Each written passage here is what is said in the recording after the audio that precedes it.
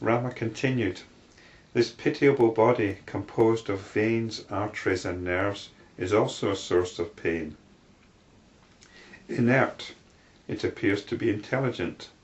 One does not know if it is sentient or insentient, and it engenders only delusion. Delighted with a little gratification, and distressed by the least adversity, this body is indeed highly despicable." So now he's turning his attention, his disillusionment, to the body. And he says rather strong language to describe our body as despicable. But here he's trying to balance the attitude that most of us have to it. Most of us are so enamoured of our body,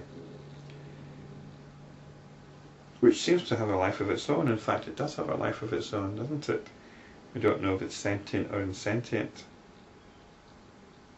It engenders only delusion.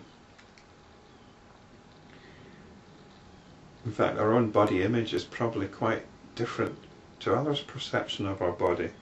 This is quite clear in extreme cases of people that suffer from bulimia, or who see themselves as fat when they're usually quite scrawny.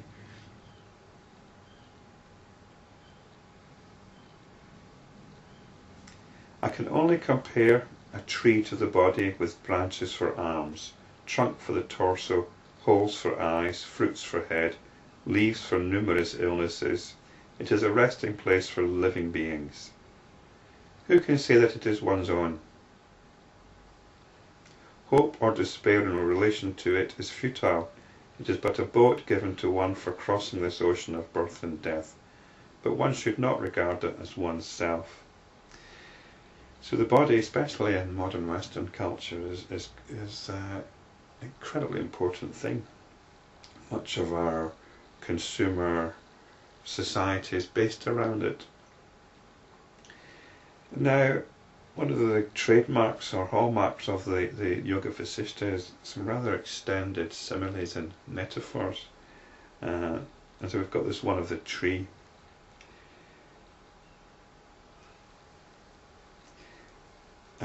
Which gets expanded on in a moment.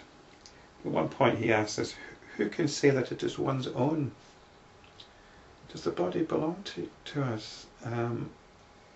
It's something which ages of its own volition. We constantly seem to be in some kind of struggle with it, and trying to stop it from falling apart, trying to make it look beautiful.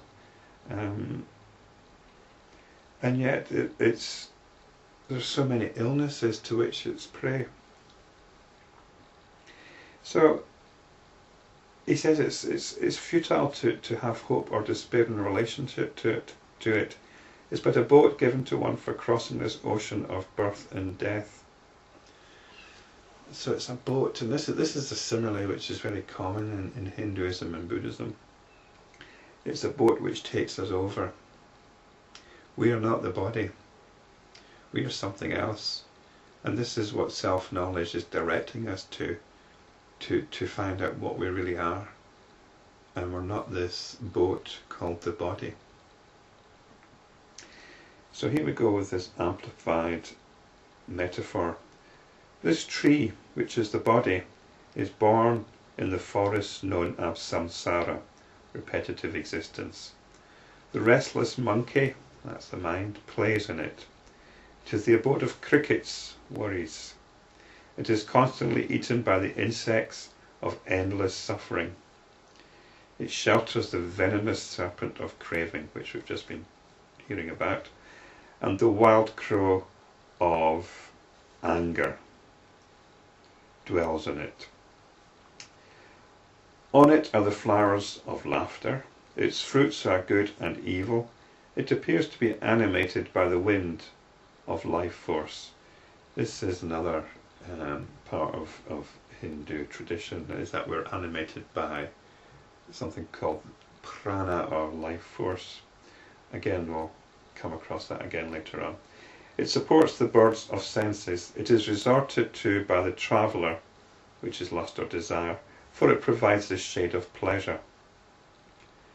The formidable vulture of egotism is seated on it.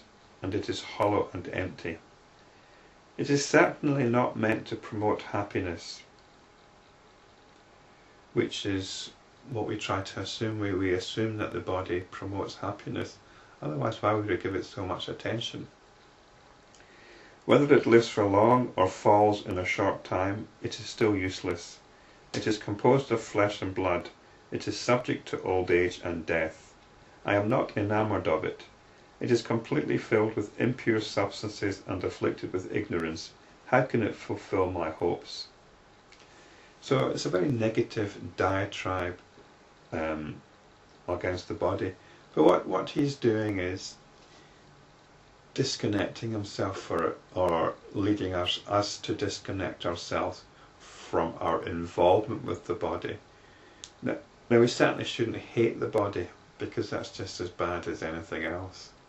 But what we should be unhappy about is our obsession with it, our attachment to it, our identification with it.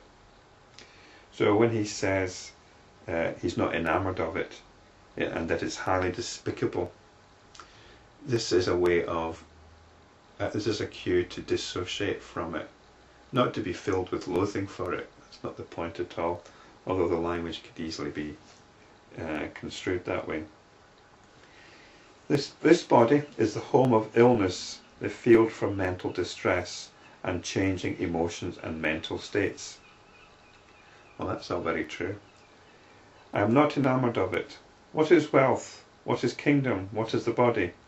All these are mercilessly cut down by time. At the point of death, that is. At death, this ungrateful body abandons the soul that dwelt in it and protected it. What hope shall I repose in it? Shamelessly it indulges again and again in the same actions. And this is what I think it is samsara. We don't need to think of it in terms of birth and death, or death and rebirth. We're caught up in repetitive attitudes, repetitive behaviours. Its only certain purpose seems to be to burn in the end.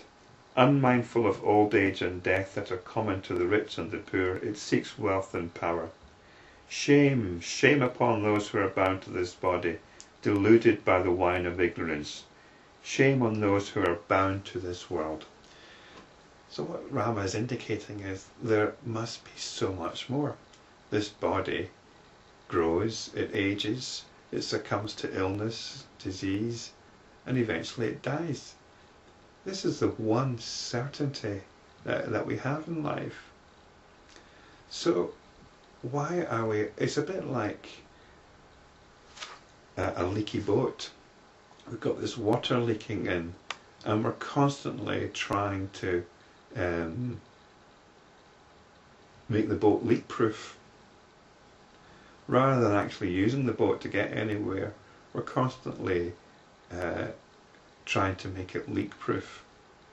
And it's not leak-proof. It can never be leak-proof. So let's actually use this boat to get somewhere. And where are we going to go? We're going to go to self-knowledge. And it's interesting, that is the thrust of this text. It's about self-knowledge. There is the ancient injunction to know thyself, but what does this mean? It is an incredibly profound voyage. It's not about knowing yourself as a person, as a particular psychological entity. It's so much deeper than that. And that's what we're exploring.